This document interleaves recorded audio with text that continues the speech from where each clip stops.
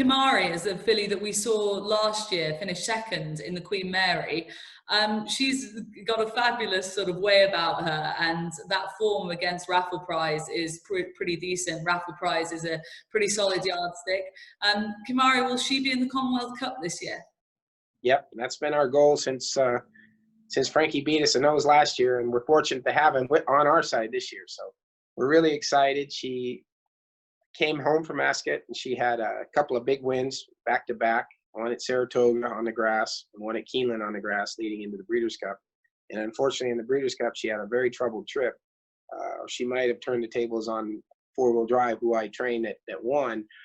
But if you kind of analyze the race and look at the trip she had, she was nearly last turning for home, and wheeled out and came charging home, and was only beaten. And a few strides after the wire, she was in front. So we gave her the winner off with this race in mind. She had a very good prep race at Oaklawn and at a track that surfaced. In fact, it was raining that day on a real muddy, sloppy track, and she was able to come from behind with all that mud in her face and wheel out and win. So she's got a really good prep race going into this. She's trained brilliantly over here on the grass for this race, and she settled in very, very nice at the National Stud there, and I think she's going to have a big chance. Wow, and is she one that's sort of grown and developed much? Will anybody who was at Ascot, obviously last year when we see her on the TV screens this year, is she changed from when we last saw her? She has. She's really grown in height, and she's filled out really nice. She's a big horse now. She's a real big filly, so that's something you want to see as well. Sheriff Bianca in the Norfolk, he was second on his only start. Is that right, at Churchill Downs? Yeah, he ran a great race. He broke from the widest draw in the race, so he was that in Churchill, when you go 4.5 furlongs, you break right on the bend. So he was in a real disadvantage to where he was very, very wide going into the turn. Made up a lot of ground. Was beaten by a horse that broke, the favorite in the race, actually, that was a very talented horse that broke and sort of had his own way. So all things being equal, I think we could have maybe beat him if we switched posts. But we didn't. He came out of the race very well that day, and he's much better as well as the filly on the grass than the dirt. So I'm looking forward to getting a win for Sheik Pod, hopefully. He's a great guy. And he gave me this horse specifically for this, and so at least we get a chance at it anyways. Wow, you must have been pleased for him with his 2,000 guineas win at the weekend, were you? I'm very pleased, but now I got to keep the train rolling. So hopefully I can come through for him. He's the Windsor Castle. O'Sheen Murphy came and got on him the other day, got a feel of him, and was very happy with him. So hopefully he has a good showing. I think he's got a big chance. Golden Pal going for the Norfolk?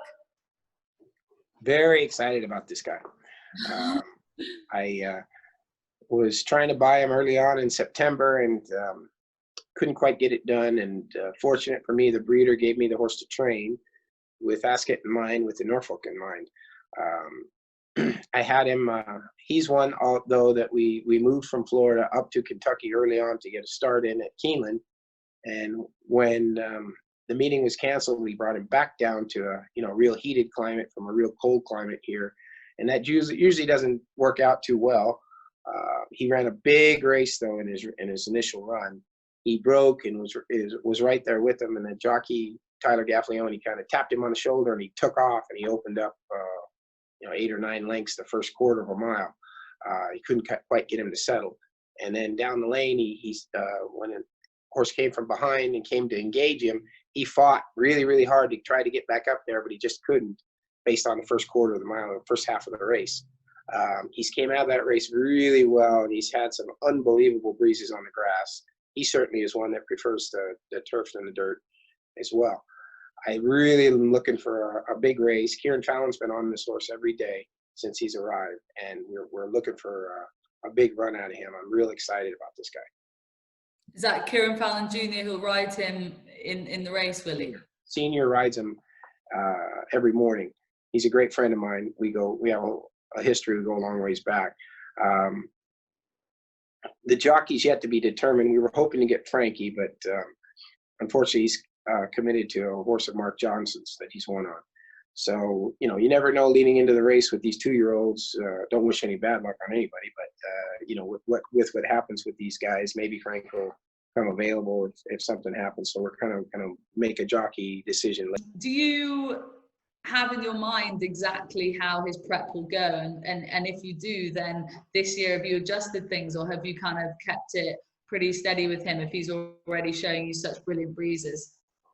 Yeah, we had an opportunity to run him back in another maiden race, and I talked it over with the owner, Randy Lowe, and I said, look, you know, with these 2-year-olds, if you get myself anyways, if I get too many runs going into a race, you can get a little minor injury here or there, a little kippy out of, you know, what your eventual target is, which is Ascot.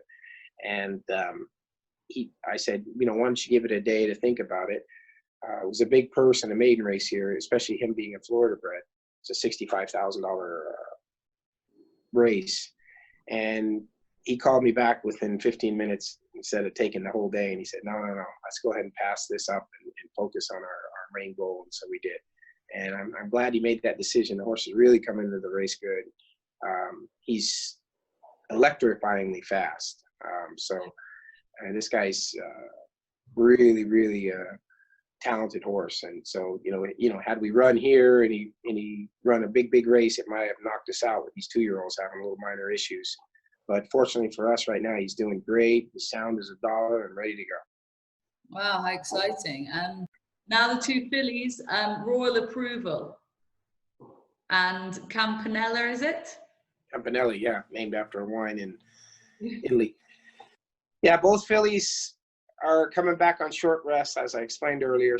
They're, you know, which is a little bit of a drawback, but they arrived in good order from Miami.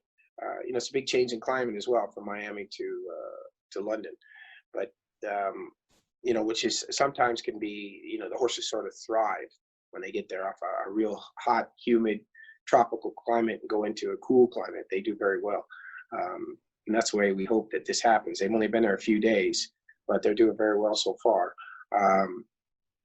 Royal Approval was the favorite in the race, and she's a big filly, kind of big husky filly, as opposed to Campanelli, who is kind of a big filly but sleek. And when they broke, that was the difference. Campanelli broke like a shot. The other filly kind of was up on the outside. And when they turned for home, she just kind of got out-footed. You know, from race to race, you don't know which one will be better. But obviously, going into this race, having one win and 1 second, you would lean towards the winner. So we'll see what happens as we get a little closer. They're going to do a little work here at the end of this week, and we'll see where we're at. Yeah, and they'll both be, as long as everything goes to plan, would they both be Queen Mary, or would you try split them? They'll both be Queen Mary. Sunshine City, the filly of yours that I think will be aimed at the Windsor Castle, owned by Ken Ramsey. She won on debut at Gulfstream Park. She's one of the ones that you've just mentioned, 1 from 1. How is she? She's very good, and she's very, very good. She's much better on the grass than even though she won in her initial outing on the dirt surface. She's much better on the grass. She's had some fantastic works at Keeneland on the grass course there, and look forward for her to show a real good race. And just obviously in terms of kind of how she lays up with some of the other fillies, we'll mention she's clearly she won over 4.5 furlongs. She must be one of the most precocious horses in your yard, is she? Well, you know, pretty much all the races I'm in are sprints. So they're all going to be fast. This filly lays right up there. Mr. Ramsey it's one of on his bucket list to win a race at Ascot. The first year I came, I was second for him with Cannonball. And so he's had a burning desire to get back there to compete, to have a win. So I'm happy for him if we can do that for him this year.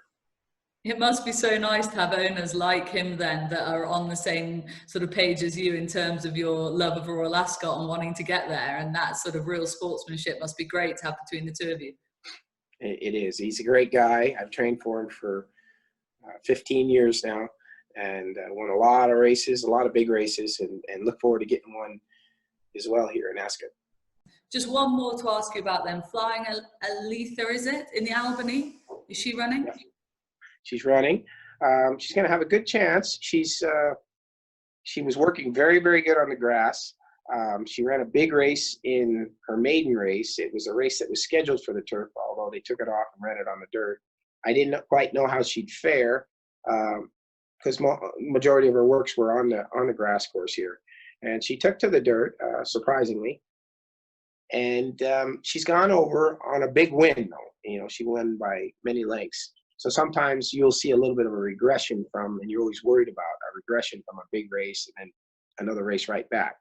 You know, unfortunately for her, these horses are in Campanelli and these other horses that I'm running are having to run hard, run big races, and then get right on the plane, travel all the way to Europe, sort of, you know, acclimatize to a different type of climate, and then get ready and then run right away. So, you know, it's a little bit of an unknown, as in years past I just explained, where we have so much time to prepare and get them ready. Now they're running a big race on top of a big race. So that's what I'm a little worried about.